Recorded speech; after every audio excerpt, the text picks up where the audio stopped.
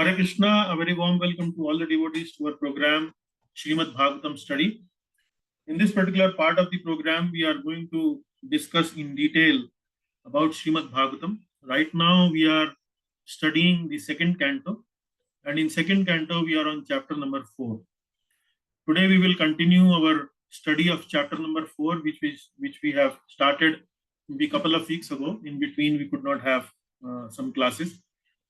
So this is about process of creation, and overall this is our 60th class. Today we are trying to cover up around 14 verses, starting from verse number 5 all the way till verse number 18.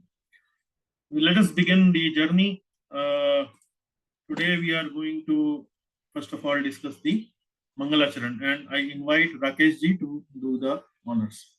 Rakesh ji, please. Hare Krishna.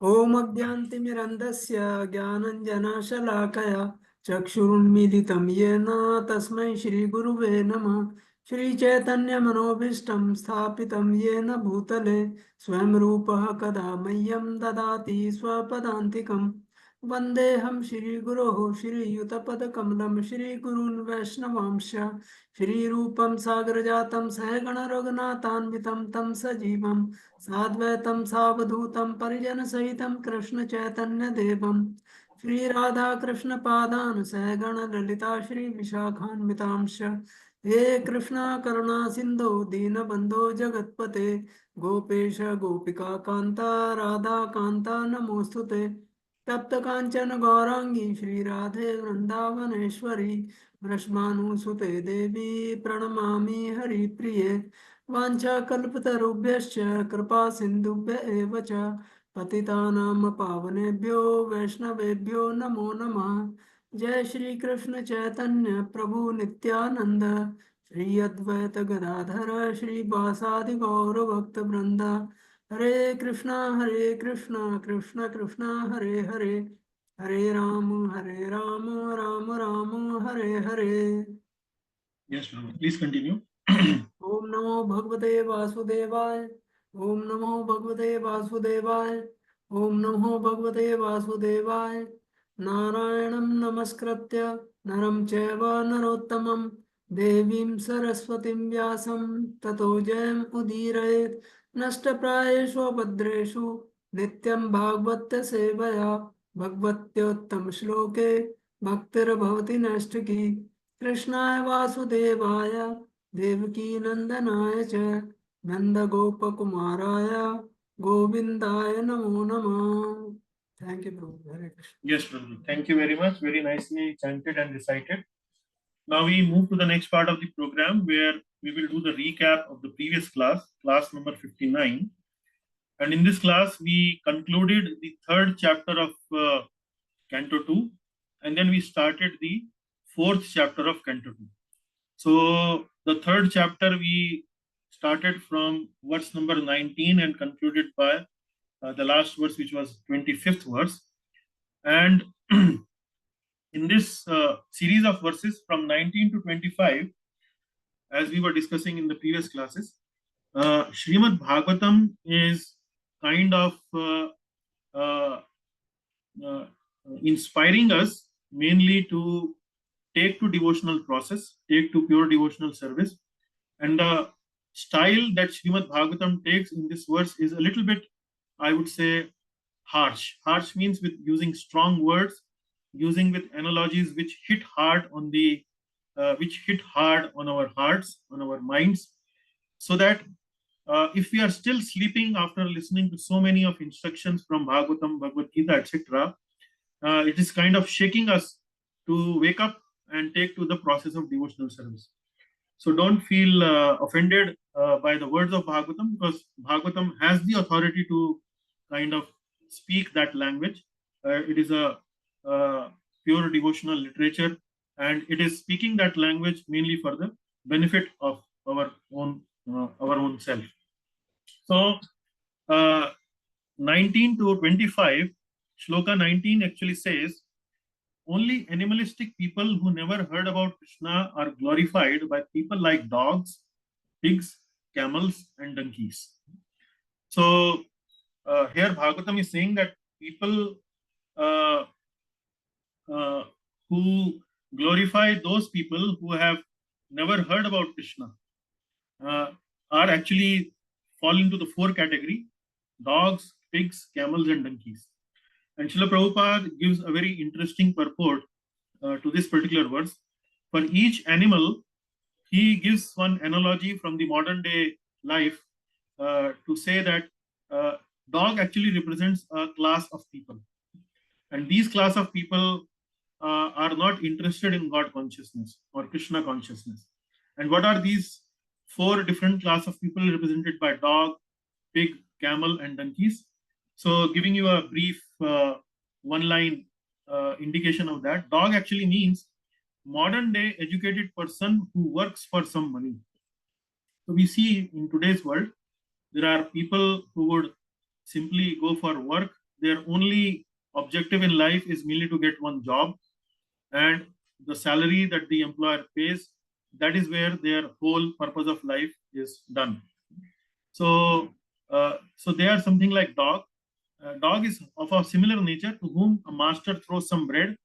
The dog actually is very happy. The master has given me the bread, and then he starts protecting the master, and that's it. That's the end of life. So this is the one kind of mentality of people who are only interested in their salaried jobs, not interested in God consciousness. Second class is pigs. And this is compared to those class of people who are very much fond of eating filthy foods, non-vegetarian food, or maybe some dirty food, etc. Food is an important part in our devotional journey. Food shapes our consciousness. So we as devotees, we as transcendentalists, practitioner of bhakti yoga, etc., need to be very, very careful about food, what we eat. So these people who don't care about what they eat are actually also do not care about the process of transcendence, and hence have been compared with pig. Then the third category is camel. Camel has a speciality that he likes to eat thorny bushes. And when he eats thorny bushes, the thorn in the bushes cuts the tongue and the blood oozes out. And while the camel is eating those bushes, he also tastes the blood and feels that the bush is so tasty. Similarly, this camel has been compared to people who work very hard in this world. They work very hard to earn a lot of money and do a lot of things, etc.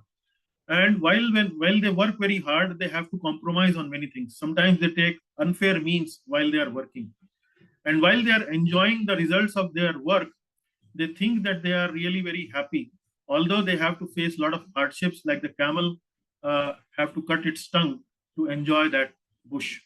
So such people are compared to camel, who are enjoying family life, maintaining family life, working very hard, and so on, have been compared to camel, and they are oblivious to the ultimate purpose of life, which is to develop God consciousness. Then the third category is donkey. Donkey is compared to a henpecked man. Henpecked man means a person who is very much under the control of her wife, of his wife. So the wife, he may demand some sex pleasure from the wife, and in return, the wife does not pay any attention to this person. And on the contrary, the wife would engage such person to do all kind of household affairs. So, like a donkey also gets a kick from his master and do all kind of low-level jobs for the master. So, such people who are simply attracted towards opposite sex, yet oblivious to the ultimate goal of life, which is to develop love for the Lord. So, such people have been compared to donkey. So, this is something how Bhagavatam is encouraging us, using some harsh analogies, examples, to cultivate God, to encourage us to cultivate God consciousness. Then from verse number 20 to 24, there have been a comparison of limbs of an animalistic person. Animalistic person means who is simply interested in eating, mating, defending, that's all. Sleeping, eating, mating, and defending. That's all the animals do. They don't have any inclination towards transcendence. So these people, their limbs have been compared to to something. So let us see what that comparison is. Ear holes. Ear holes of these kind of people have been compared like snake holes. Snake holes. Why these have been compared to like snake holes? Snake is a very poisonous animal, and a place where it lives is not very nice place. So such ear holes have been compared to like snake holes, where poisonous matter of mundane world, uh, poisonous subject matter only resides. So if we do not hear Hari Katha, then what are we going to hear? We are only going to hear some dirty stuff from the outside world. So such ear holes have been compared to like snake holes. Then tongue. So people who don't glorify the Lord, their tongue has been compared to the tongue of a frog. So tongue of a frog uh, does not do any kirtan. It only engages in croaking. And while croaking, uh, uh, the frog thinks that he is inviting or he's attracting the she frog, but what happens is actually it invites a snake of time, and this snake of time, the Kal Sarpa, actually eats away this frog. So if a person does not glorify the Lord, he is only making his life worse by entering into the mouth of death. Then upper body crowned with a silk turban. Now you might have seen people decorating their head with some nice turban, silk turban, costly turban. So if these head of such people, animalistic people, does not bow in front of the Lord, this turban is simply a burden. This turban is simply a heavy burden. And if you compare this material world as an ocean, so this heavy burden only helps drowning these people much faster. Like if somebody is drowning in a water body, and if that person also is tied up with some heavy weight, then it drowns very fast. So similarly, this person with silk turban, is only simply a heavy burden on the head, which only facilitates it drowning in this material whirlpool much faster. Then hands glittering with bangles. You will see that many people would decorate their hands with nice, beautiful bangles, ornaments, etc. But these hands decorated with bangles are only the hands of a dead man if they do not serve the Lord, if do not go to the temples, do some service for the Lord. They are simply like hands glittering with bangles. Then we study some more analogies. Eyes. So if these eyes of animalistic people, they do not take darshan of the Lord, they are no better than the plumes on the peacock feather. You would see peacock feather. The design on the peacock feather just looks like an eye, but it is a dead matter. It does not have any emotion. So such eyes have been compared only to the plumes of the peacock. Then legs. So these legs who does not visit holy places, the animalistic people are not interested in going to the holy places. So these legs have been compared to like a tree trunk. They're simply standing there for maybe 100 years, 200 years. Some trees are even older, like 500 years or 1000 years. So they are they are no better than tree trunk. So long life is not something which is appreciated, but a life full of quality, life full of devotion, actually, which is appreciated by Srimad Bhagavatam. So such legs have been compared to tree trunks. Then a person is compared to a dead body. If he does not respect the devotees of the Lord and he does not experience the tulsi aroma offered to the Lord, like that. And a heart has been compared to a steel frame if it does not transform after chanting. So this is how several comparisons have been done in Srimad Bhagavatam, end of chapter 3, which is mainly geared towards making us wake up from our slumber, our non-devotional state of mind, so that we also take up to the process of devotional service very nicely.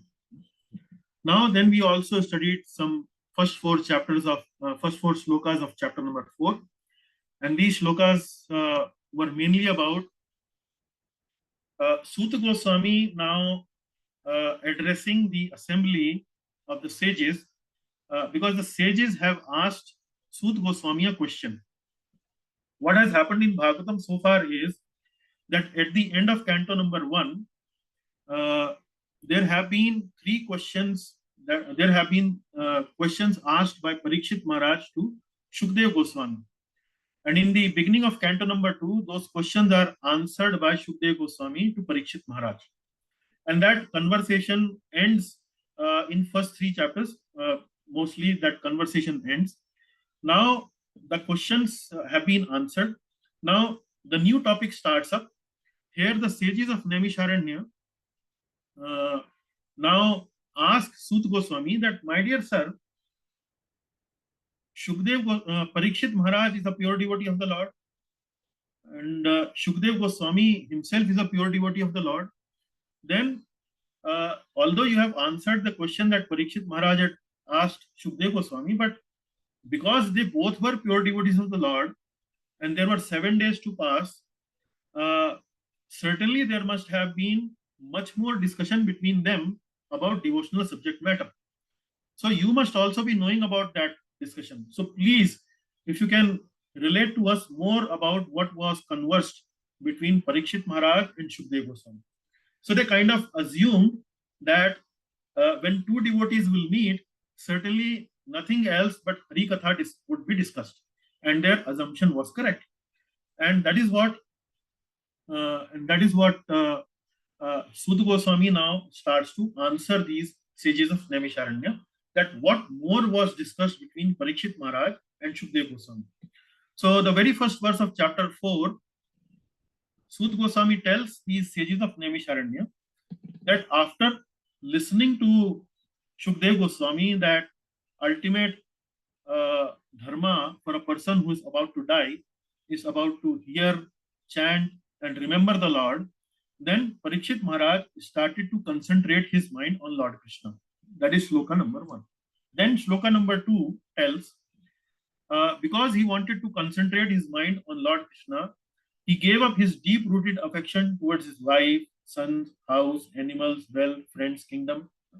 So, although in our life we continue to derive a lot of security from our wealth, our bank balance, our relatives, people who are around us, people who support us, but at the time of death, we want to really concentrate only on the Supreme Lord.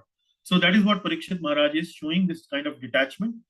He's completely withdrawing his emotions from everything else and only focusing those emotions towards the Supreme Lord Krishna. Then in verse number 3 and 4, it is mentioned that not only he removed his affections towards his sons, wife, etc., but also he renounced everything, including dharma, artha, and kama. Including dharma, artha, and kama. So we also gave you some examples, some nice verses in the previous class where we told you that ultimately dharma, artha, kama, all these purusharthas in our life, the ultimate objective is to develop pleasure for the Lord. Sam siddhir haritoshanam.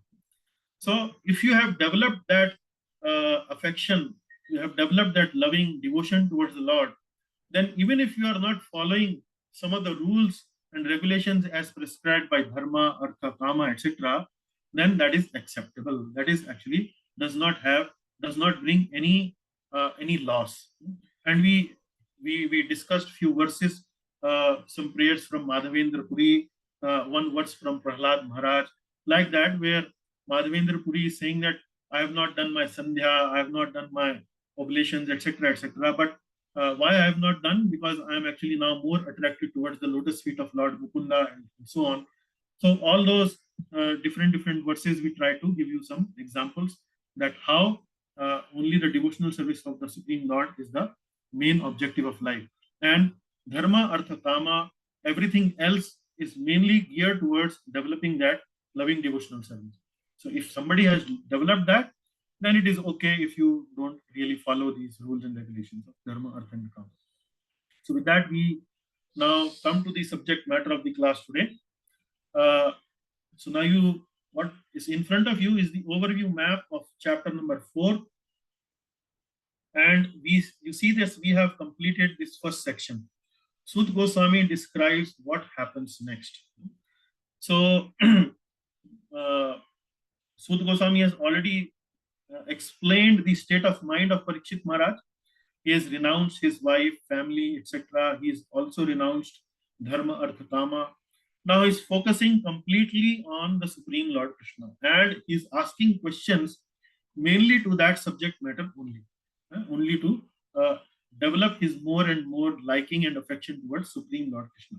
So 5 to 10, you will see Parikshit Maharaj will ask more questions. So as you can see in Srimad Bhagavatam, a new set of questions is now about to come in front of us.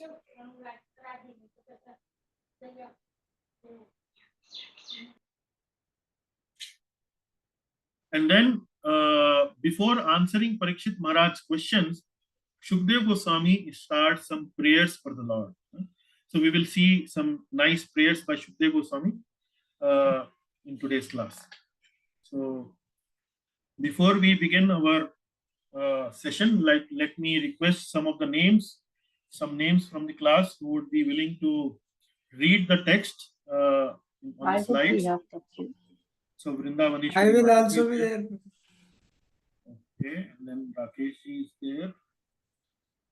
2 names are there. Okay. If we have one more name, so we have. I can also join. I can. So we have 3 names. We have roughly 15 verses, maybe 5 verses per person. Probably we can dedicate. Okay, so we will start with Vrindavaneshwari Mataji. Kindly read the text on the slide that you see in front of you. Yes. Give me a minute. Yeah. Parikshit Maharaj's questions. Parikshit Maharaj said, O learned Brahman, you know everything because you are without material contamination. Therefore, whatever you have spoken to me appears perfectly right. Your speeches are gradually destroying the darkness of my ignorance, for you are narrating the topics of the law. So here you see Parikshit Maharaj is revealing his state of mind to his guru Shukdev Goswami, the speaker of Srimad Bhagavatam, Shukdev Goswami. He is revealing his mind. What he is saying, he is first of all making a comment on Shukdev Goswami. He is saying that you know everything because you are without any material contamination. And then he says that therefore whatever you have spoken to me appears perfectly right. Your speeches are gradually destroying the darkness of my ignorance.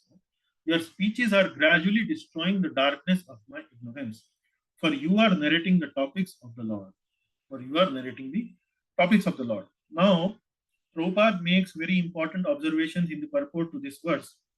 He's saying that whatever now Parikshit Maharaj is speaking to Shukdev Goswami actually reveals the ideal conversation between a guru and a disciple, or I would say ideal conversation between the sincere speaker of Srimad Bhagavatam and a sincere listener of Srimad Bhagavatam.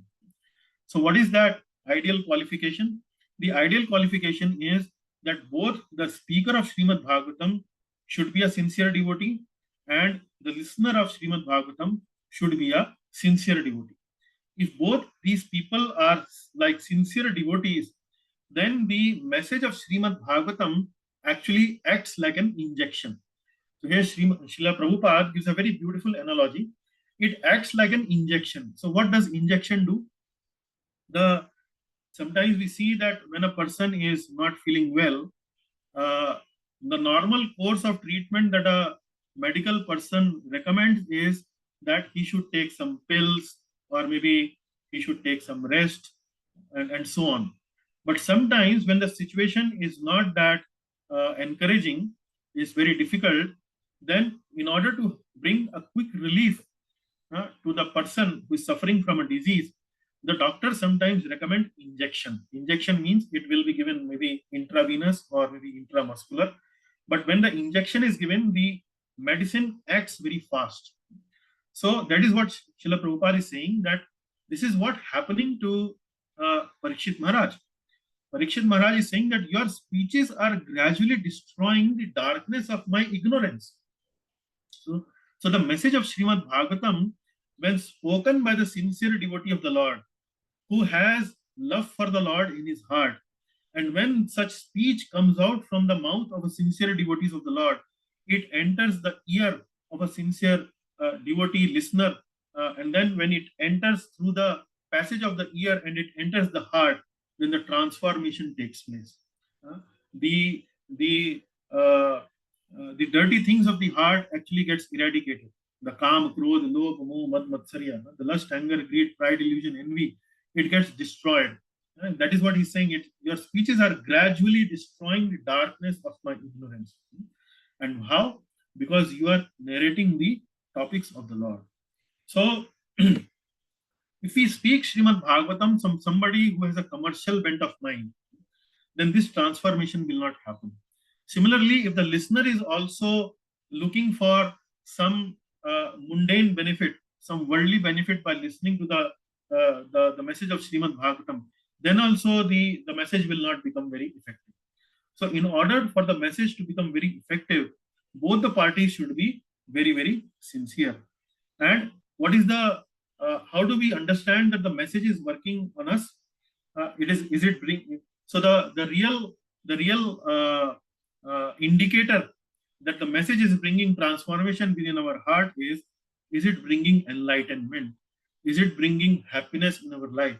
Is it making us more joyful after listening to the message of Srimad Bhagavatam? Like when we eat food, how do we know that the food is working on while we are eating? We will enjoy the taste of the food and it will destroy our hunger. Similarly, when we hear the Bhagavatam Katha, when we hear Hari Katha, then lust, anger, greed, pride, illusion, envy, our miserable situation is mainly because of these things. So these things will become mitigated. These things will become destroyed, and we'll start slowly become happier and happier. So one thing is our hunger will be destroyed, and we'll start feeling nourished and healthy when we eat food. Similarly, a good Hari Katha delivered by a sincere devotee of the Lord will bring us much more enlightenment and will relieve us from our miserable situation. So that is what this particular verse actually emphasizes. Now we move to the next one. So before we move to the next one, we like to give you a little link to the next verse. So the next verse is, we will read in a little while. But Mataji, please read what is written on the slide here. Yeah. Parikshit is thinking, I should hear and chant Krishna's qualities, forms, and pastimes. First, I'll ask about the Lord's pastimes of creation by his Maya Shakti. Then I will ask about his pastimes, such as lifting of Govardhana using his Chitta Shakti. So now, before I explain you to what does it mean by link of the next verse, let us first of all read what the next verse is, and then I will come back to this slide and we'll explain it to you. Yes, Vandana Mataji, please read. I beg to know from you how the personality of Godhead, by his personal energies, creates these phenomenal universes as they are, which are inconceivable even to the great demigods. Which are inconceivable. Inconceivable means achintya. Achintya means we cannot think by our intelligence how somebody can do a feat like that. So what is Parikshit Maharaj's question? Parikshit Maharaj's question is how the personality of Godhead by his personal energies creates this phenomenal universes as they are, which are inconceivable even to the great demigods. So his question is mainly about how this everything is created. We are living in this material world. We see these trees, we see these rivers, oceans, so much sky, birds, animals, so much we see around us. How does the Lord create such a phenomenal universe, and not only one universe, but rather phenomenal universes? So how does the Lord create these phenomenal universes? Now we go back to the link. So Parikshit Maharaj question is uh, very important for us as devotees of the Lord. It is important to observe that Parikshit Maharaj here is asking a question about Lord's Srishti Leela.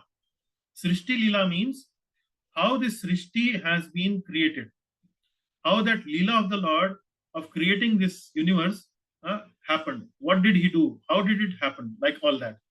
He did not jump directly into the intimate pastimes of the Lord. For example, Ras Leela.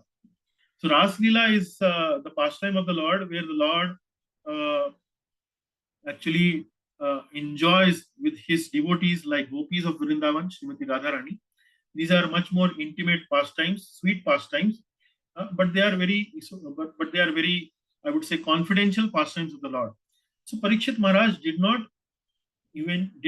immediately jump into asking about Ras Leela of the Lord. Rather, he is asking about Srishti Leela of the Lord. So here it is very important to understand uh, that when we are trying to understand the Supreme Lord, it is better to understand about the greatness of the Lord first, and then only start to understand about the sweetness of the Lord.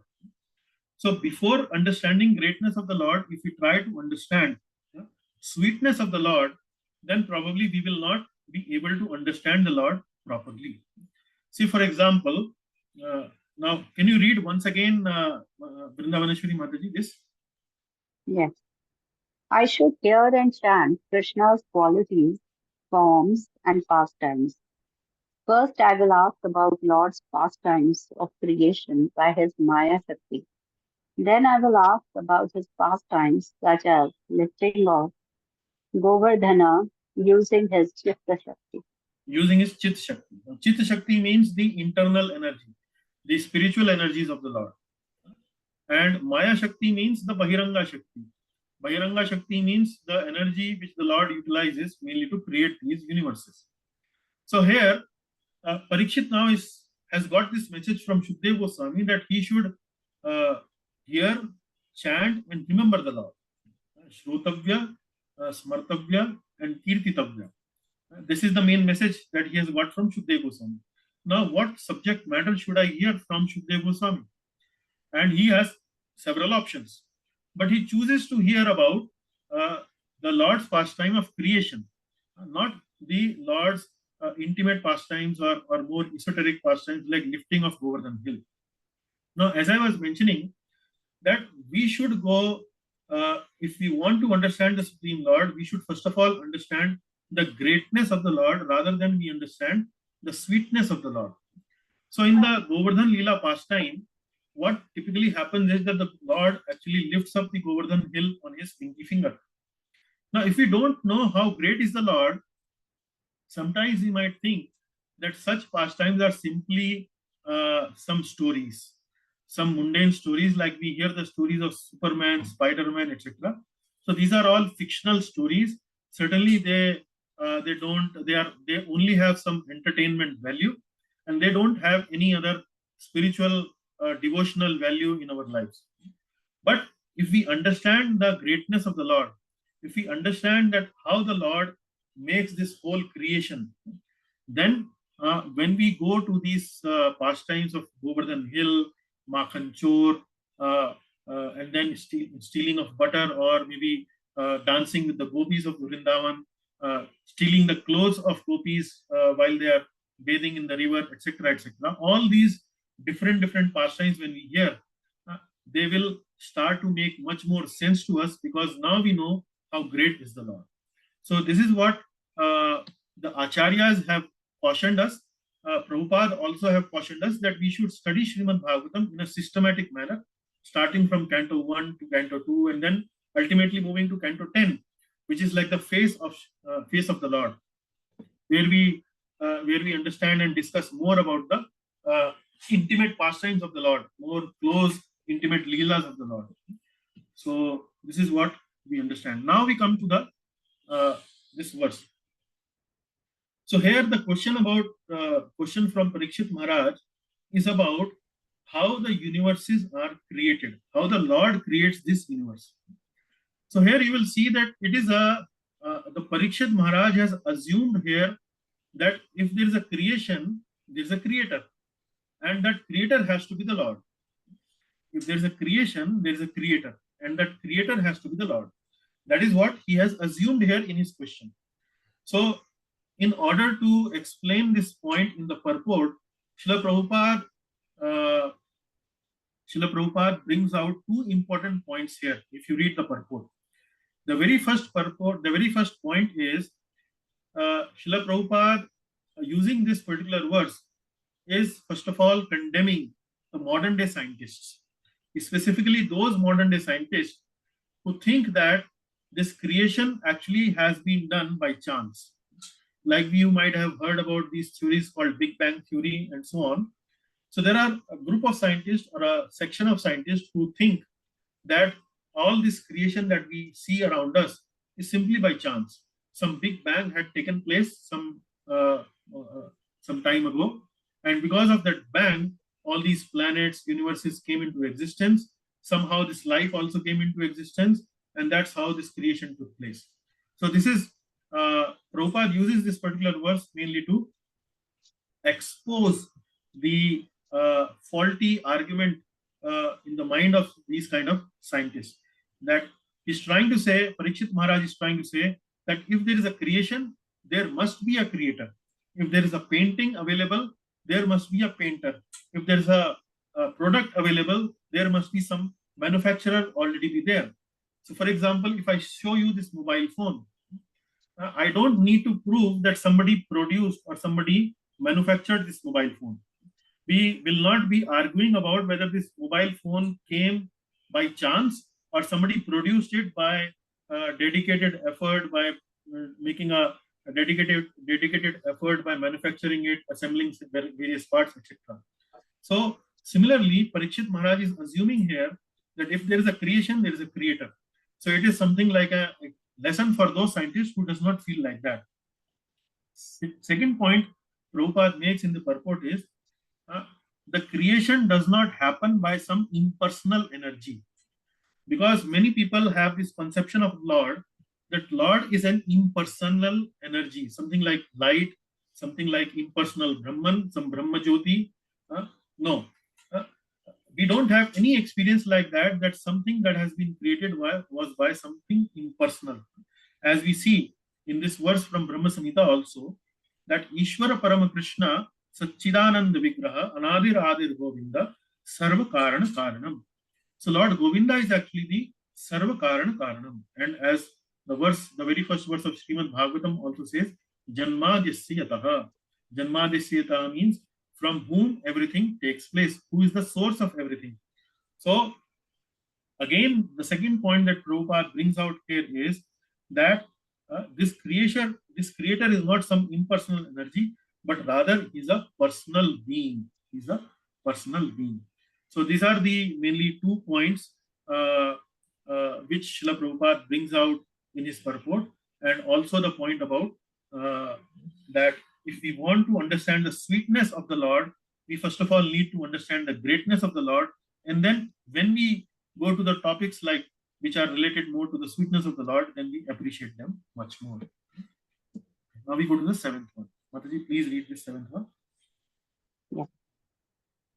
Kindly describe how the Supreme Lord, who is all powerful, engages his different energies and different expansions in maintaining and again winding up the phenomenal world in the sporting spirit of a play. So kindly describe how the Supreme Lord, who is all powerful, engages his different energies. So it seems like Parikshit Maharaj already has some prior knowledge about the Supreme Lord, because when we see the conversation between Parikshit Maharaj and Shukdev Goswami, we don't see any discussion about the personal energies of the Lord or different expansions of the Lord. But here in this question by Parikshit Maharaj, he is asking about that, please tell me about the how the Lord creates and how he utilizes his energies and how he utilizes his how he expands himself in creating this material world, in this phenomenal world. So now engages his different energies. Now, what are the different energies of the Lord? We know Lord has three different energies. One is internal energy, one is external energy, and one is marginal energy. Internal energy, we call it Antaranga Shakti. External energy, we call it Bahiranga Shakti. And marginal energy, we call it Tatastha Shakti.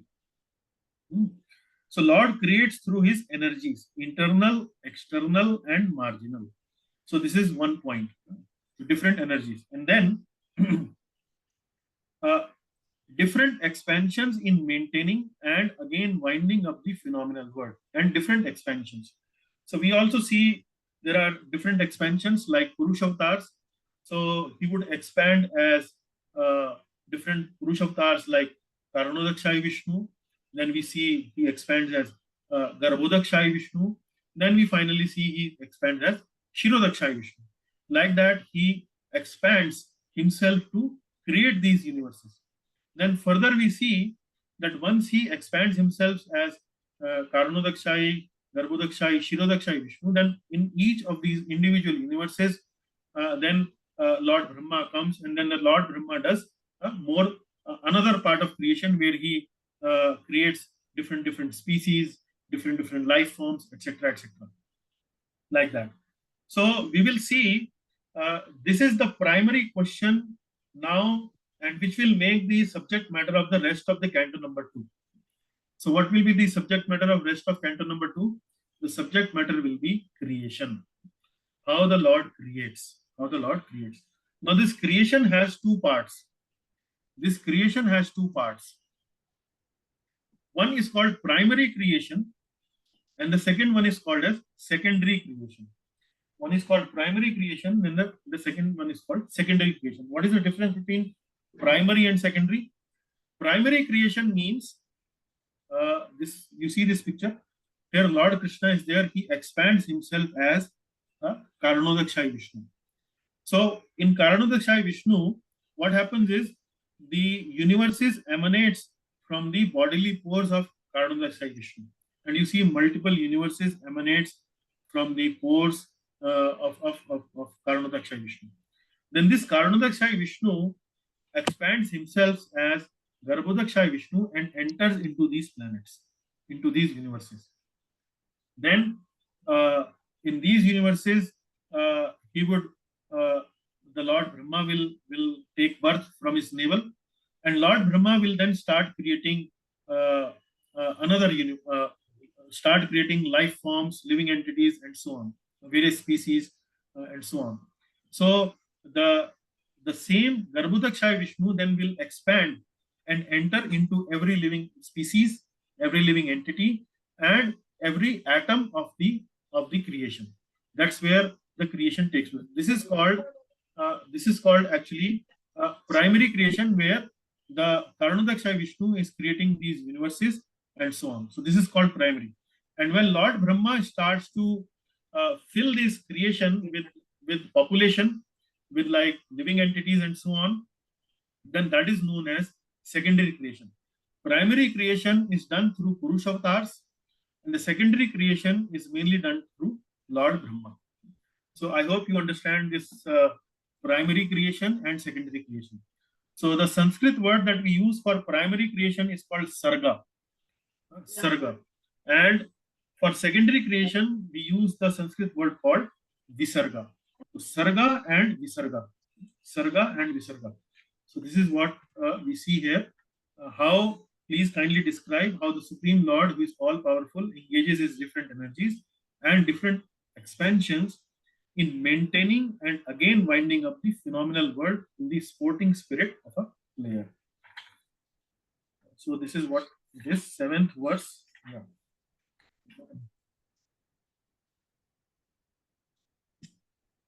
Yeah. Okay, we now move to the next one. Yes, Madam, please read. O learned Brahmana, the transcendental activities of the Lord are all wonderful, and they appear inconceivable because even great endeavors by many learned scholars have still proved insufficient for understanding them.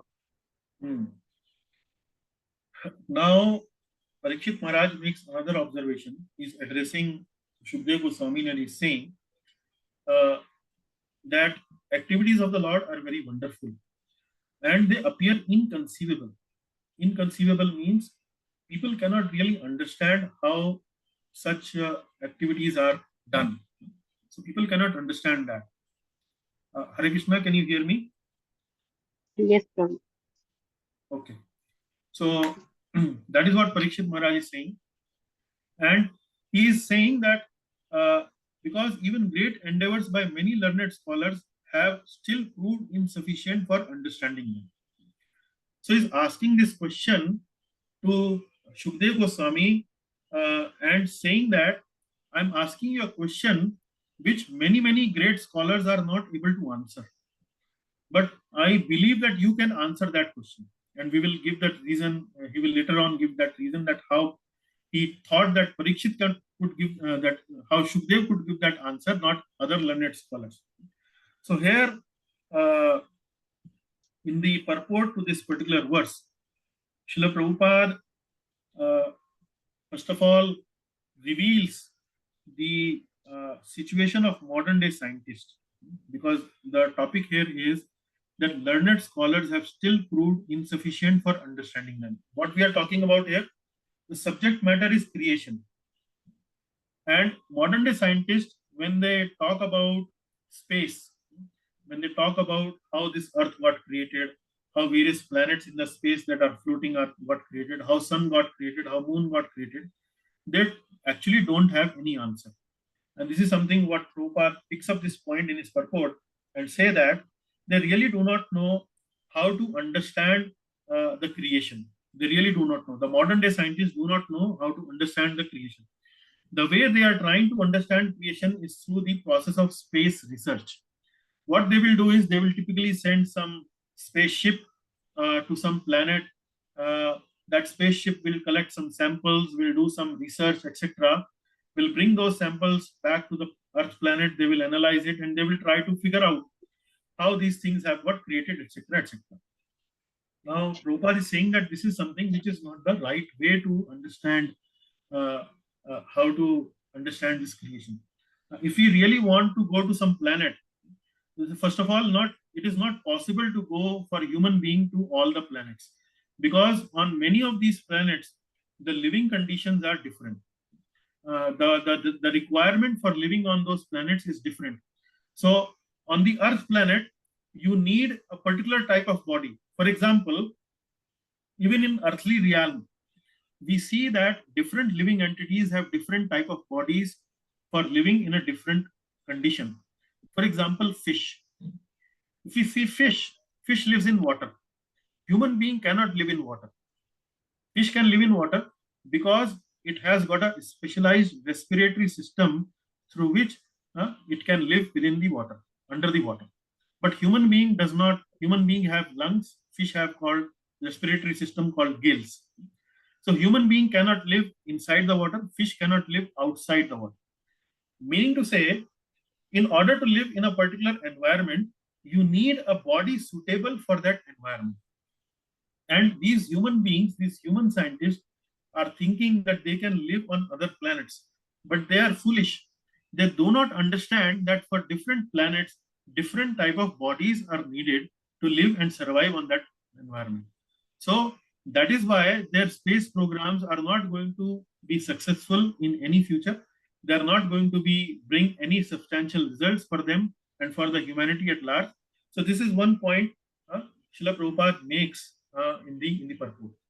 The second point he makes in the purport is that if somebody is really interested in going to some other planet in the space or in this universe, then the process is mainly given in the Vedic literature. And the process is about, like, for example, he quotes this verse from Srimad Bhagavad Gita. He says that if you really want to reach, if you worship devatas, then you will take birth in between devatas. If you worship ghosts, then you will take birth in amidst ghosts. And if you really worship your ancestors, then you will take birth in ancestors. And if you worship me, then you come to me. So Srila Prabhupada says that if you really want to travel to other planets, then you need to really take on to the process and the methodology given in the Vedic scriptures, which is mainly to worship the presiding deity of that particular planet. And then only in the next life you probably have a chance to go to that planet. So this is how Srila Prabhupada addresses this particular verse. Okay, we move to the next one, and this will be the last one for you, Madhu. Yeah. Yeah. The Supreme Personality of Godhead is one. Whether he alone acts with the moods of material nature or simultaneously expands in many forms or expands consecutively to direct the moods of nature. The Supreme Personality of God is one, whether he alone acts with the modes of material nature or simultaneously expands in many forms or expands consecutively to direct the modes of nature. Now here, specifically the question is, how does this creation takes place? Now we saw this slide here. You saw this slide. Here, the Lord, Supreme Lord Krishna, is expanding himself in as Mahavishnu. Then Mahavishnu expands himself as Garbhodakshayi Vishnu. Then Garbhodakshayi Vishnu expands himself as Shirodakshayi Vishnu. Then Lord Brahma, and then Shirodakshayi Vishnu, and then Lord Shiva. These are the Guna avatars. So now the Lord further expands as Guna avatars as Brahma, Vishnu, Mahesh, mainly to do secondary creation, to maintain that secondary creation, and to destroy that secondary creation. So this is typically the sequence of events. So Parikshit Maharaj is asking this question, whether he alone acts with the modes of material nature or simultaneously expands in many forms or expands consecutively to direct the modes of nature. So he alone acts means single-handedly support the creation, which means Karanodakshaya Vishnu. He simultaneously expands in many forms. This is something like Karanodakshaya, Garbhodakshayi, Shirodakshayi Vishnu. And then consecutively or expands consecutively to direct the modes of nature. Expands consecutively means one by one. So like, first of all, Lord Brahma would come and create the universe. And then Shirodakshayi Vishnu will enter into the hearts of the living entities. And then after the age is complete of that universe, then Lord Shiva will destroy that universe. So Parikshit Maharaj is asking this question, how does this happen? Does it happen simultaneously or it happens consecutively? Consecutively means one by one. So this is the kind of question Parikshit Maharaj is posing before Shukdev Goswami. So ultimately, in nutshell, question is about creation. Question is about what are the energies of the Lord employed in creation, what are the different expansions of the Lord involved in creation. Does this happen in a simultaneous way, or does this happen in a consecutive way, or in a gradual one by one, step by step way? So that is the question about creation by Parikshit Maharaj. I hope you are with me till this point. Okay, now we invite our Rakesh ji to read this. So now this slide you see here is the Guna avatars. 3 Guna avatars. So the left is Brahmaji. So Brahmaji is avatar for Guna avatar for what? Brahmaji does what? Creation. Creation. And then Lord Vishnu does what? Maintains. Maintainer. And then Lord Shiva does what? Destroy. Lord Shiva destroys. So you see here which Vishnu form is this? Between, now we have 3 Vishnus, Karanodakshai, Garbhodakshayi, and Shirodakshayi. So which Vishnu is this? Shirodakshayi. Shirodakshai. He is Shirodakshai Vishnu. So Shirodakshai Vishnu is both Purusha avatar as well as Guna avatar. Shirodakshai Vishnu is both as Purusha avatar and Guna avatar. Now you would see in different stories, like in Janmashtami story, when we see Lord Krishna is taking birth, then the Devatas go to Lord Brahma. And Lord Brahma then takes them to whom? Lord Brahma then takes them to whom? Which Vishnu? Vishnu. The Shirodakshai Vishnu. The Shirodakshai Vishnu. The same Shirodakshai Vishnu which you see here on the slide. So these are Guna avatars. Their main job is mainly to create, maintain. So Vishnuji is mainly in charge of maintenance. And then the destruction takes place by Lord Shiva. So these are the Guna avatars which are in charge of the three different in charges of a material universe. I hope it is clear. Now we go to slide where, okay. Please read text number 10. Parikshit Maharaj's questions. Kindly clear up all these doubtful inquiries, because you are not only vastly learned in the Vedic literatures and self-realized in transcendence, but are also a great devotee of the Lord, and are therefore as good as the personality of Godhead. Yes, yes. So you remember there was a verse that we discussed just now, the 8th one. In the 8th verse, we saw Parikshit Maharaj is saying to Shukdev Goswami that this process of creation, learned scholars do not sufficiently understand it. Learned scholars do not sufficiently understand it. And in the 10th verse, he's asking, kindly clear up all these doubtful inquiries, because you are not only vastly learned in the Vedic literatures and self-realized in transcendence, but are also a great devotee of the Lord, and are therefore as good as the personality of God. So these two verses are a little bit linked with each other, and how they are linked. In the verse number 8, Parikshit Maharaj is saying that scholarly people don't really understand this process of creation. And yet, he is asking that question to Shukdev Goswami. And he is calling Shukdev Goswami a scholar. So at one point, he is saying that scholars do not understand it. But my dear Shukdev Goswami, please answer this question, because you are a scholar. So this seems like a contradiction. But here's a catch. Not only Shukdev Goswami is a scholar, but also a great devotee of the Lord. Also a great devotee of the Lord. He is not only learned in the Vedic literature, but self-realized in transcendence, but also a great devotee of the Lord. And therefore, as good as the personality of Godhead. And therefore, as good as the personality of Godhead. So, this is something, a very important point which we need to understand here, that how Parikshit Maharaj is addressing this question to Shukdev Goswami. So, in the 8th verse, he is saying that scholars do not understand it, but my dear Parikshit Maharaj, you understand it. Why you understand it? You are not only scholar, because scholarliness is not only the requirement for explaining these kind of subject matter. What is the important qualification to explain this kind of subject matter is that you are a great devotee of the Lord. And because you are a pure devotee of the Lord, great devotee of the Lord, you are as good as personality of Godhead. You are as good as Bhagavan. So this is something which is a little tricky to understand, that how can a devotee become a Bhagavan?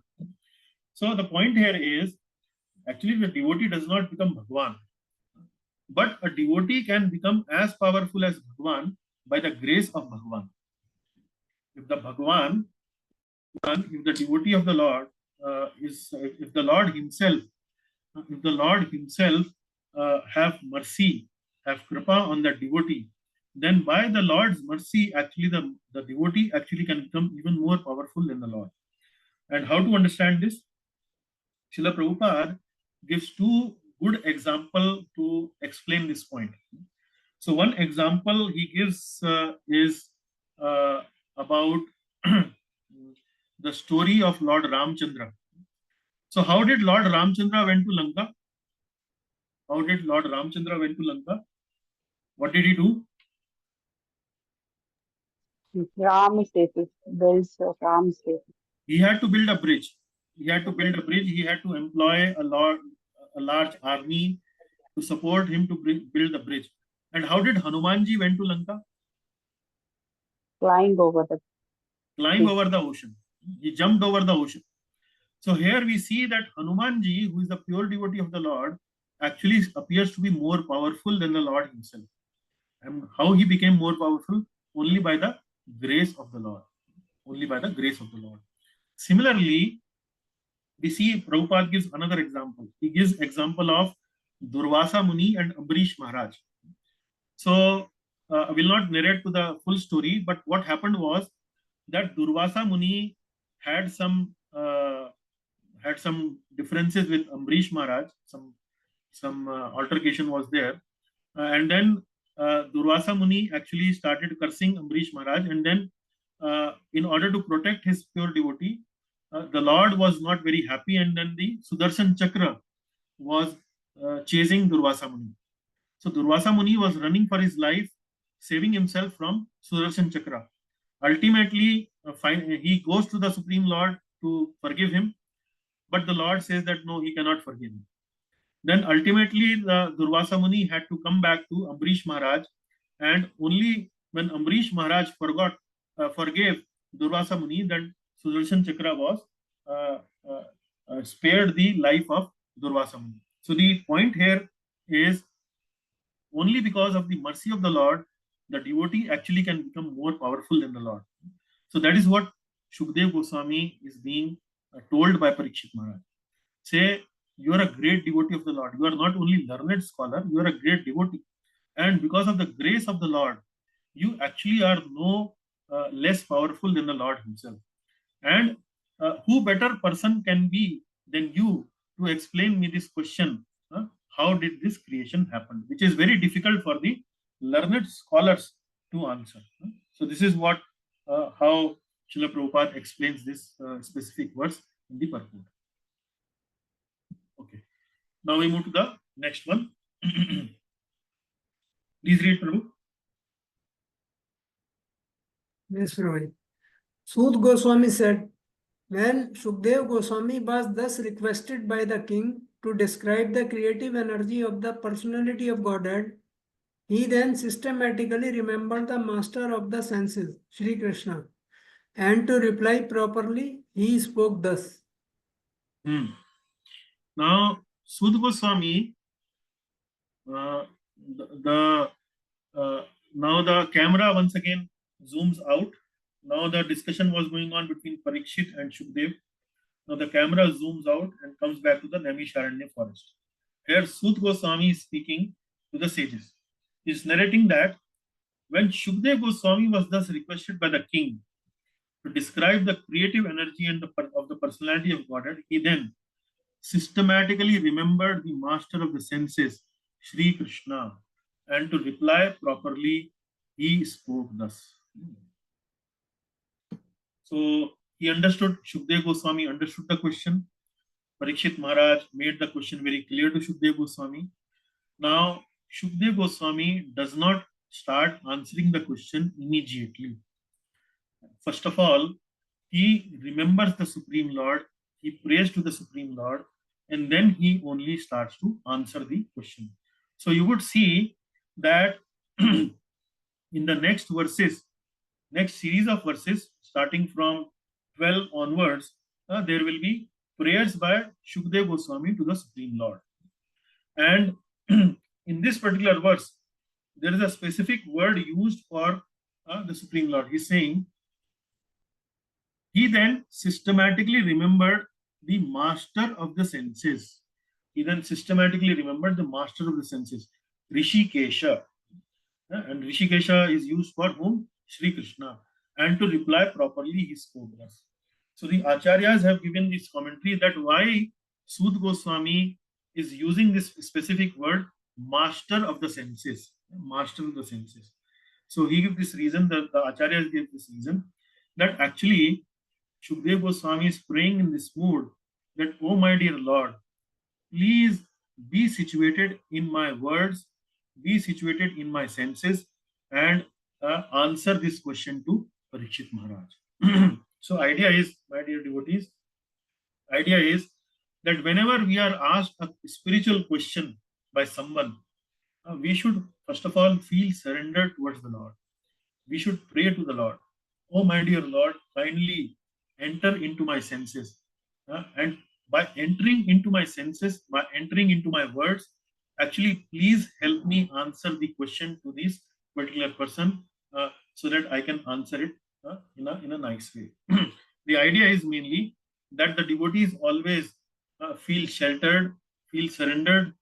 He does not think that he is answering this question because of his own intelligence, because of his own capability. Rather, he thinks that he is answering this question mainly because he is empowered by the Lord.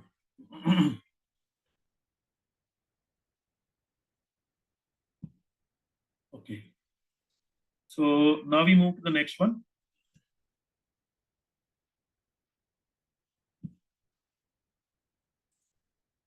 Yes, Prabhu.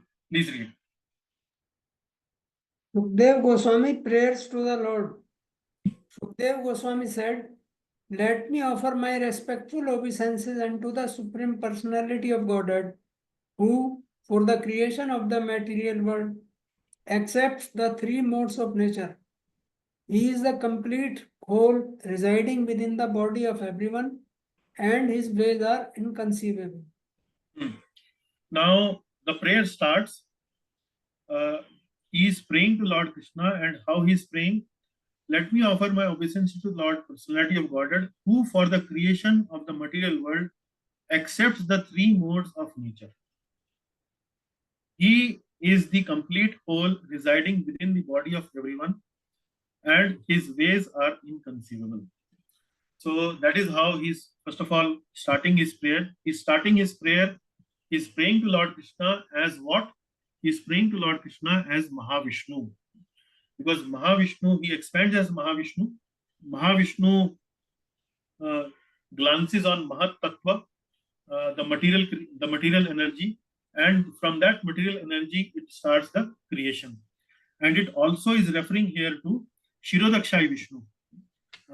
He's saying that he is the complete whole residing within the body of everyone. So like this, he is praying to Lord Krishna, who expands as Mahavishnu for creation. He also, Mahavishnu also expands finally as three guna avatars like Brahma, Vishnu, and Mahesh, accepting the three gunas, becoming in charge of the three gunas. And he's also mentioning here the Shirodakshai Vishnu, who resides in every living entity's heart. So like this, he's starting his prayer. First of all, offering his obeisances to Mahavishnu and all other guna avatars and Shirodakshai Vishnu. Then comes the next one. So here we have a prayer where we are also trying to recite the Sanskrit. Let me also open it in the book, 14th verse.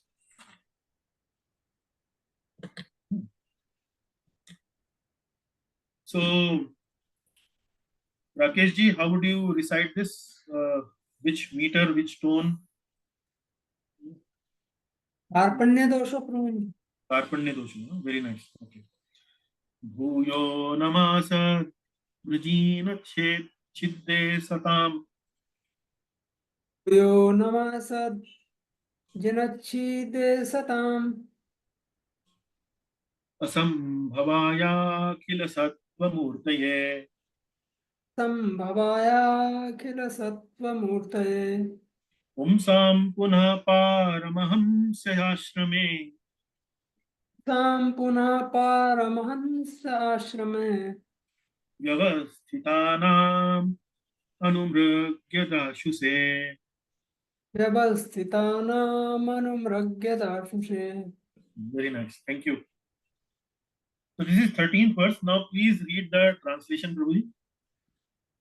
I again offer my respectful obeisances unto the form of complete existence and transcendence, who is the liberator of the pious devotees from all distresses and the destroyer of the further advances in the atheistic temperament of the non-devotees demons. Thirdly, for the transcendentalists, who are situated in the topmost spiritual perfection, he grants their specific destinations. It sounds like a little complicated, but I will try to simplify this for you. First of all, Shukdev Goswami is offering obeisances to Lord Krishna. In what form? He's saying that you are Akhila Sattva Murtaye. Akhila Sattva Murtaye. So Akhila Sattva Murtaye means you are actually made up of Shuddha Sattva. You don't have any tinge of Sattva, Rajas and Tamas. You are completely Sattva. Akhila Sattva Murtaye. So he's saying unto the form of complete existence and transcendence. Akhila Sattva Murtaye is the form of complete existence and transcendence. So this is how he's addressing to Lord Krishna, because he's talking about creation. He's talking about creation, and hence he is addressing him as you are the form of complete existence, Akhila Sattva and transcendence, Murtaye. You are that form. Then he is using different qualifications, different characteristics of the Lord to glorify the Lord. So first of all, what he's saying you are Guyo Namaha. Guyo Namaha means I again offer my respectful obeisances. Again means what? First of all, he has already offered his obeisances in the 12th verse. So in 13th verse, he's saying, I again my offer respectful obeisances to you. And what are the qualities? Sad Vrajina Chidde. Sad Vrajina Chidde. Vrajina Chidde means, Vrajina means distress. Chidde means liberates. Sad Vrijina Chitte. Sad Vrijina Chitte means he is the liberator of the pious devotees from all distresses. Vrijina means distress.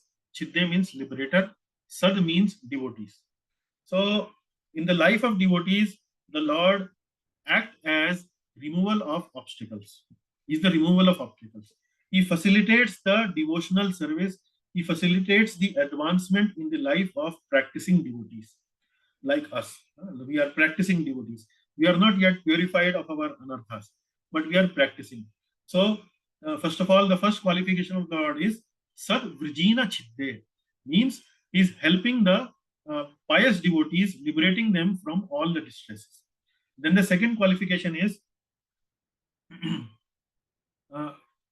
destroyer of the further advances in atheistic temperament of the non-devotee demons.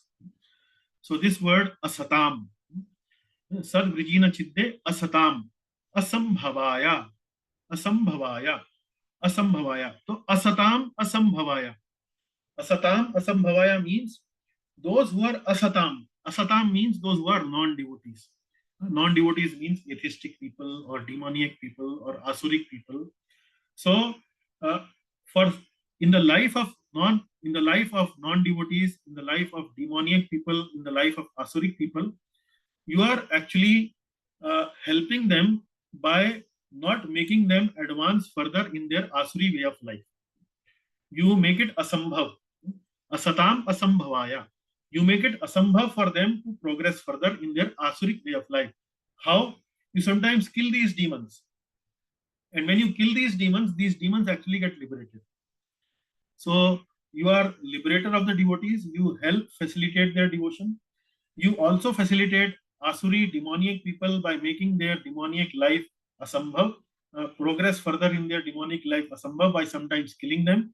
And then the third one is Pumsam Punha Paramhamsaya Ashrame Vyavasthitanam Anumrigye Dashushe. What does this mean? This means now he's talking about the third category. The third category is those who are already liberated, those who have already successfully achieved the transcendence, those who are in the Paramhamsa stage, those who are in a more exalted stage of their transcendental life. For the transcendentalists who are situated in the topmost spiritual perfection, you grant their specific destination. You grant their specific destination. Now, what specific destination we are talking about? Now, transcendentalists could be of two categories. One category is Brahmanandis. And the second category is Bhaktianandis or Bhajananandis. So Brahmanandis means who are seeking for impersonal liberation, and Bhaktianandis are who are seeking for who are seeking to go back to Godhead, to achieve the lotus feet of the Lord. So these are different type of transcendentals. So in order to for Brahmanandis, you give them liberation by making them merge with the Supreme Brahman. You give them Brahma Mukti. And for devotees, you give them Prema Bhakti. You give them Prema Bhakti. So like that, for transcendentalists who are situated in topmost spiritual perfection, he grants their specific destination. So in this prayer, Shukdev Goswami is revealing that in whatever category people are, if they are demoniac, if they are atheistic, you help them by controlling their demoniac nature, atheistic nature. If they are practicing devotees, you help them by removing obstacles from their path. You liberate them by removing their distresses. And if they are devotees who are already advanced, who are topmost spiritual perfection, situated in that level, then you grant them with their specific destinations. Vyavasthitanam anumrigye daushuse vyavasthitanam. So, if they are Brahmanandis, you give them personal liberation. If they are devotees, you give them Prema Bhakti of yourself. Like this, we need to understand this verse. Okay, now we move to the next one. 14th one. Yes, Prabhu, please. I will read and please follow me. Namo Arpanya Dosho Pahata Subhava. Namo Namaste Swavrashbhaya Satvatam. Namo Namaste Stavrashbhaya Satvatam. Vidurkashthaya Muhuh Kuyoginam. Vidurkashthaya Muhuh Kuyoginam. Nirasta Samya Tishayena Radhasa. Nirasta Samya Tishayena Radhasa. Swadhamani Brahmani Ramsyate Namah. Swadhamani Brahmani Ramsyate Namah. Yes, thank you very much. Okay, now please read the translation. Let me offer my respectful obeisances unto him, who is the firstly associate of the members of the Yadu dynasty, and who is secondly always a problem for the non-devotees. Thirdly, he is the supreme enjoyer of both the material and spiritual worlds, yet he enjoys his own abode in the spiritual sky. And fourthly, there is no one equal to him because his transcendental opulence is immeasurable. So again, you will see in this prayer, again, different characteristics, different qualities of the Lord are described. The first quality described is Rishabhaya Satvatam. Rishabhaya Satvatam. Namo Namaste Stva.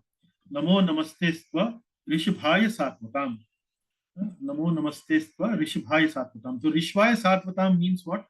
Satvatam actually means the member of a Yadu dynasty, and Rishabhaya means actually the one of the members of the Yadu dynasty, or the topmost member of the Yadu dynasty, greatest of Yadu dynasty. So Rishabhaya Satvatam, associate of the member of the Yadu dynasty, and who is always a problem for the non-devotees. Vidur Kashthaya Muhuh Kuyoginam. Vidur means keep a separate distance, keep a long distance from those who are kuyogi. Kuyogi means non-devotees, who are not bhakti yogis. Vidur Kashthaya Muhuh. Muhuh means always.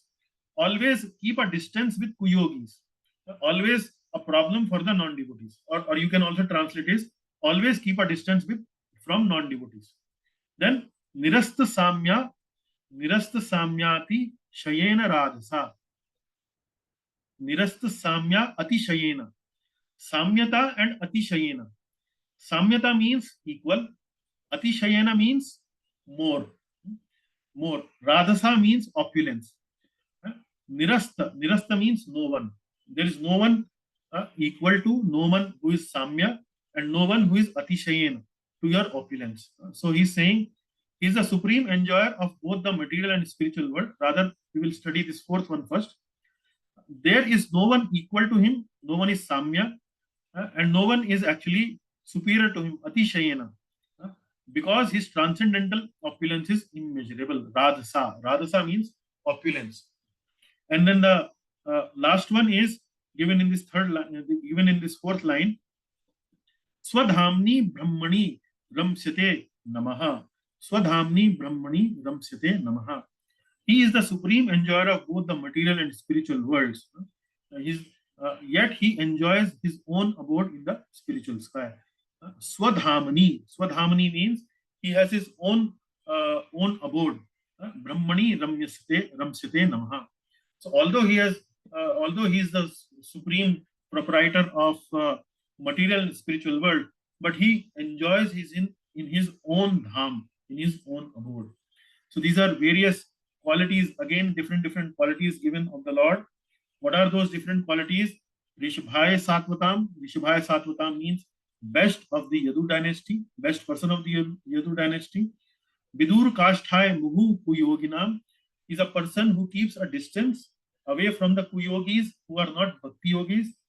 Then the third one is Nirasta Samya Tishayena Radhasa. No one is equal, no one is superior to his opulence. No one can match his opulence, no one can be superior to his opulence. And then Swadhamani Brahmani Ramsyate Namaha. He is always situated in his abode, although he is the proprietor of both material and spiritual world. Like this, the 14th verse you can understand. So in the prayers you will see there are different glorification of the Lord that are done. Now we invite Jivan Dada Prabhu to recite this verse. Yeah.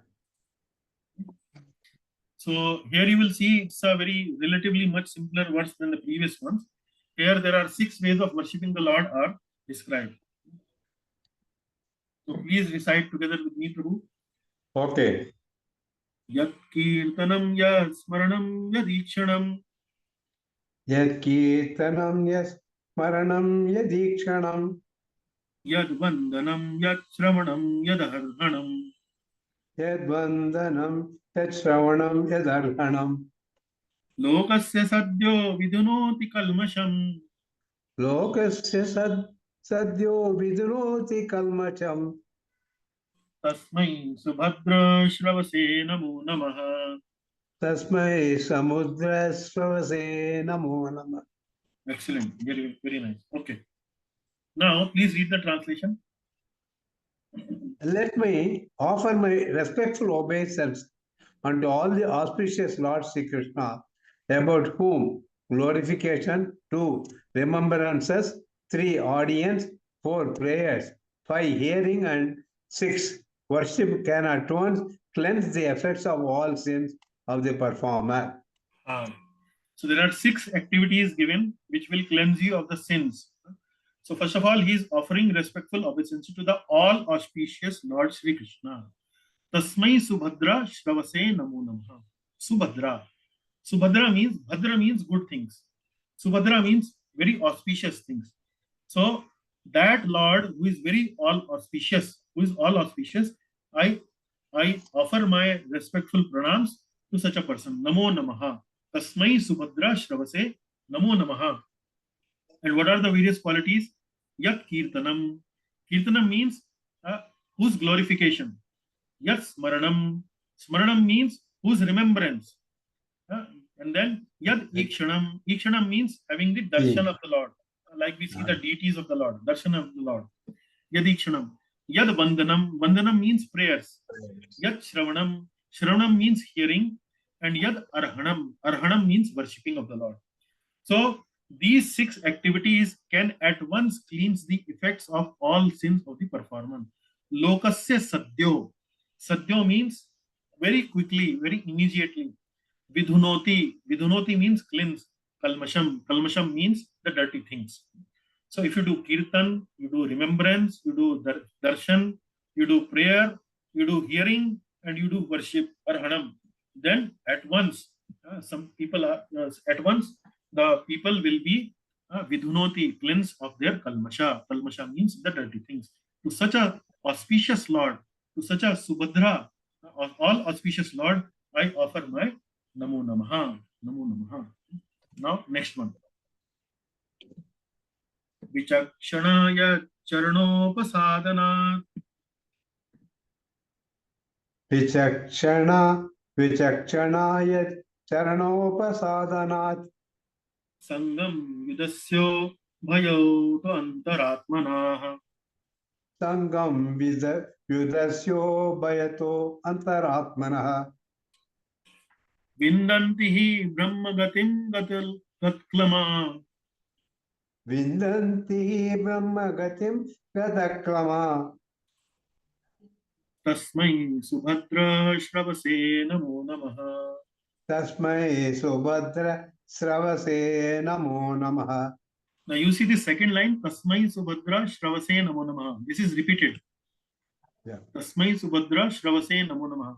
So the meaning of the last line remains the same. Let me offer my respectful obeisances again and again unto the all auspicious Lord Krishna. All auspicious Lord Krishna. Subhadra Shravase. So when he is offering obeisances to the all auspicious Lord, so you can expect that the qualities he will be explaining will be something to do with auspiciousness only. So what does he say? He's saying here in the 16th verse. Can I read, Prabhu? Yes, Prabhuji, please read.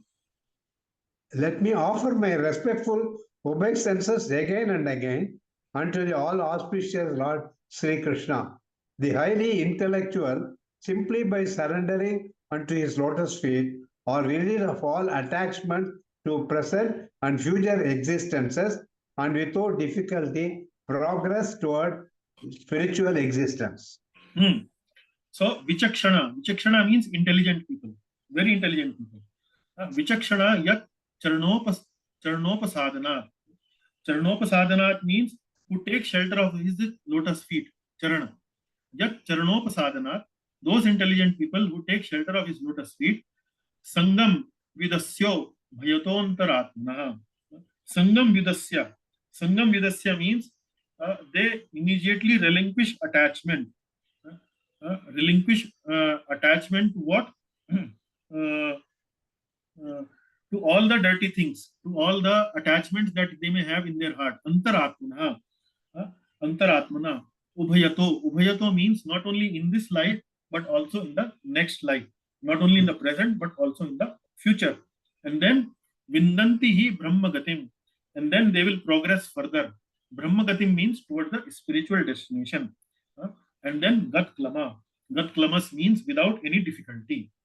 So the point is, he's praying to the all auspicious Lord Krishna, who gives smooth progress to the intelligent people who take shelter of his lotus feet and relieve them from all attachments from present and future existences. So what is holding us to this material world? Our attachments. So if intelligent people take shelter of the lotus feet of the Lord, then the Shukdev Goswami is praying that to such intelligent people, the Lord actually makes their progress, makes their spiritual advancement very smooth and without any difficulty. So this is Tasmai Subhadra Shravase Namo Namaha, 16th verse. Okay. Now we come to the 17th. Tapasvino Dan Paraya Shasvino. Tapasvino Dana Parayashasvino Manasvino Mantra Vidasu Mangalaha. Manasvino Mantra Vida Sumangalaha Kshemam na vindanti vinaya darpanam. Kshemam na vidanti Vinadadarpanam Tasmai Subhadra Shravase Namo Namaha. Tasmai Subhadra Sravase Namo Namaha. Yes, Prabhu, please read. Let me offer my respectful obeisances unto all the auspicious Lord Sri Krishna again and again, because the great learned sages, the great performers of charity, the great workers of distinction, the great philosophers and mystics, the great chanters of the Vedic hymns, and the great followers of Vedic principles cannot achieve any fruitful result without dedication to such qualities to the service of the Lord. So you might have heard this verse in Bhagavad Gita, that whatever you do, whatever you eat, yat karoshi yadashnasi yat juhosi dadasi yat. So whatever you do it as an offering to me. So it's a very similar verse, yad arpanam. Yad arpanam. So tapasvino. Tapasvino means who do great austerities. Dan para. Dan para means who are great charitable people. Yashasvino. Yashasvino means who are very famous, who have a great influence on others. Yashasvino. Manasvino. Manasvino means who are great philosophers. Mantra vidaha. Mantra vida means who are very learned, who are very expert in chanting the mantras. And Sumangalaha. Sumangala means who are actually great followers of Vedic principles. Shemam na vindanti vina yad arpanam. Then they cannot achieve any fruitful result without dedication of such great qualities to the service of the Lord. So unless and until they do offering of these things, the great charity or their influence, their philosophical knowledge, their chanting of mantra, unless they offer all these things to you, then they cannot actually derive any good benefit unless and until they offer all these things to you. So it is very similar to yat karoshi yadashnashi yat juhosi dadashi yat. Whatever you do, whatever you eat, do it as an offering to me, all Arjuna. So that is what is mentioned in Gita 9.27. So a similar verse is being mentioned here. Again, the line is same. Tasmai subhadra shravase namo namah. So you are all auspicious. Unless these different categories of people make an offering to you, they actually cannot derive auspiciousness in their lives. That is the message. Now we come to the last verse of the class today.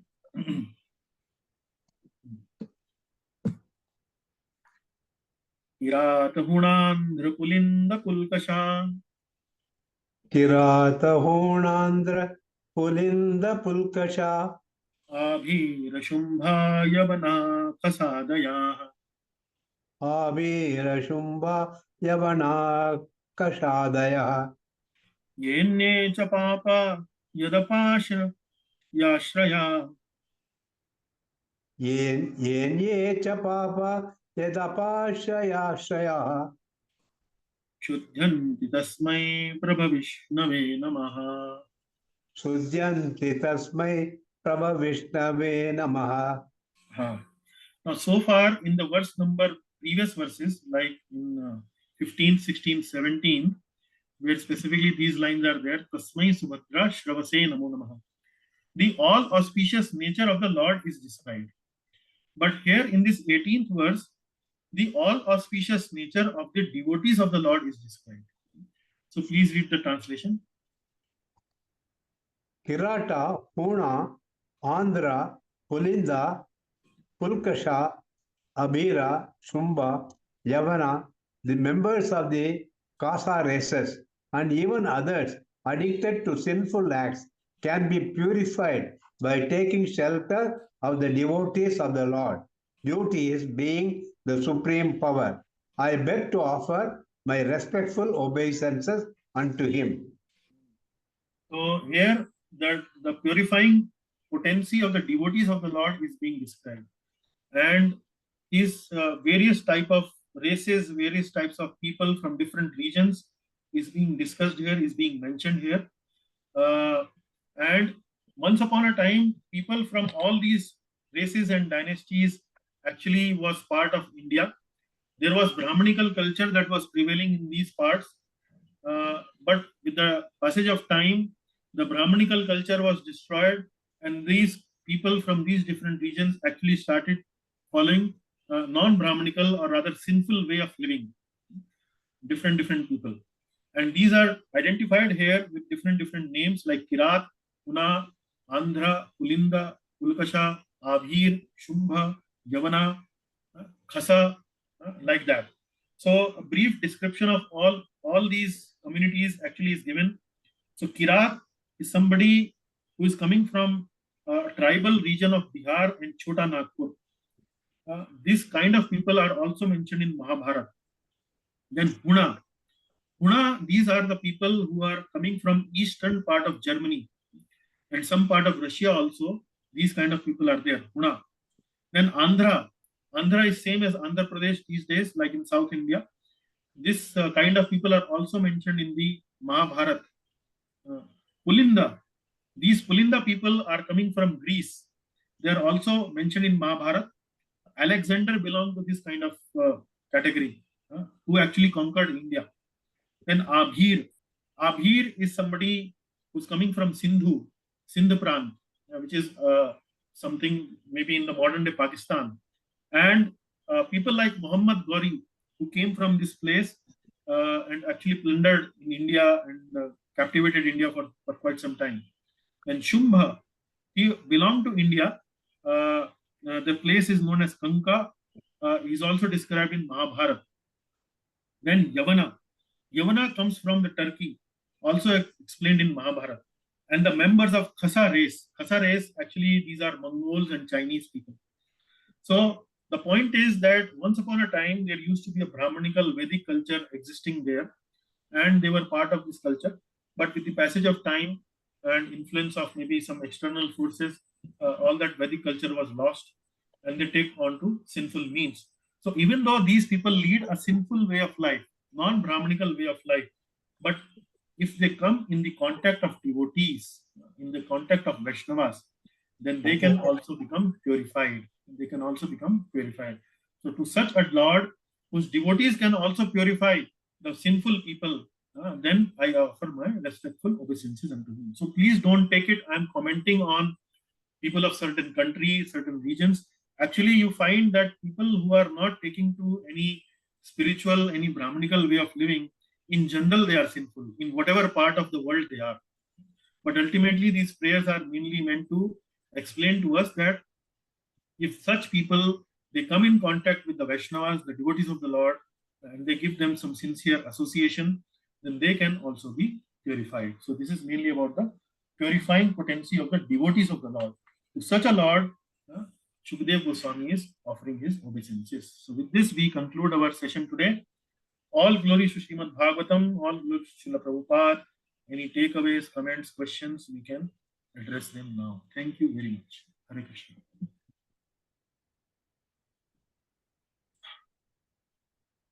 Was that?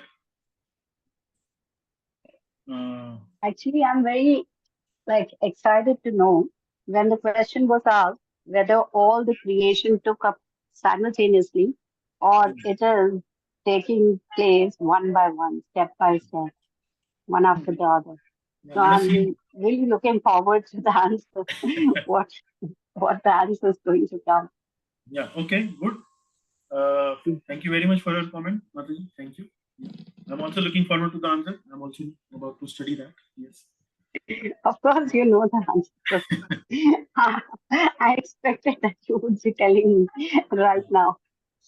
Well, it actually happens in a consecutive way, not Okay. simultaneously. Yeah. Sure. Okay. Any other remark? Any other question? Hare Krishna, Prabhuji. Yes, Ishwar Prabhuji. Yes. It's a very nice class. And more to absorb, contemplate.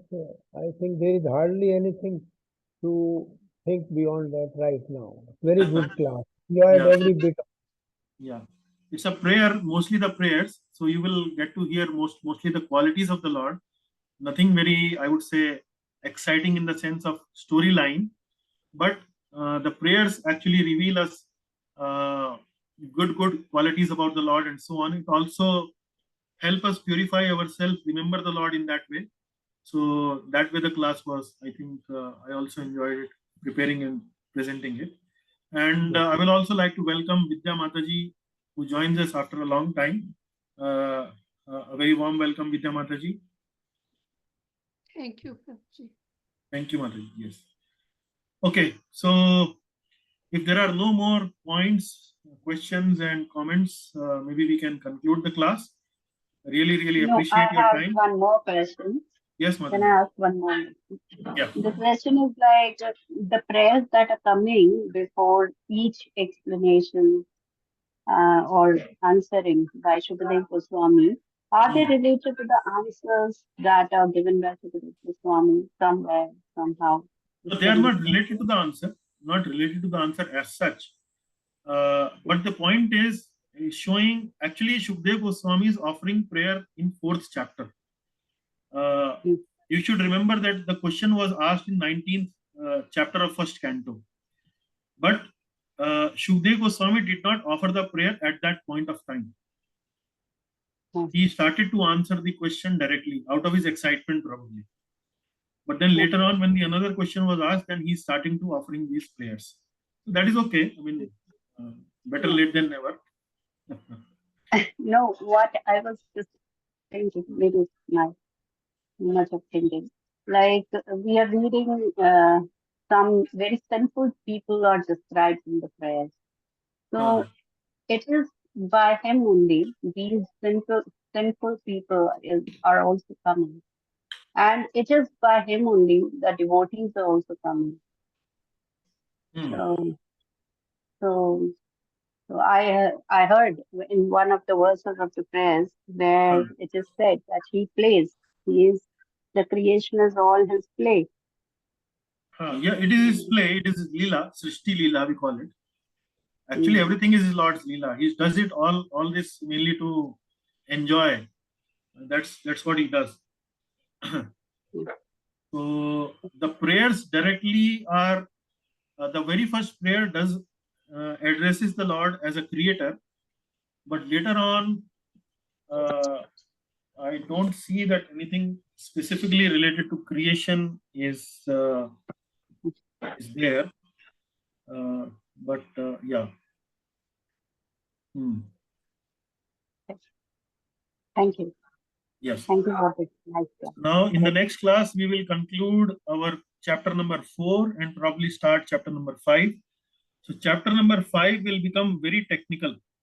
So, please be ready to. We'll go a little slow in chapter 5 because the concepts are a little technical. That's how we will go. That's why we will go slow. So, please bear with us when we do start chapter 5. Yeah. Okay, then. Thank you very much. Hare Krishna. Hare Krishna. Hare Krishna, Prabhuji. Hare Krishna. Hare Krishna. Thank you, Prabhuji. Hare Krishna, Shubha Mataji. Hare Krishna, Prabhuji. Hare Krishna, Prabhu. Krishna, Prabhuji. Hare Krishna, Hare Krishna, Rajesh.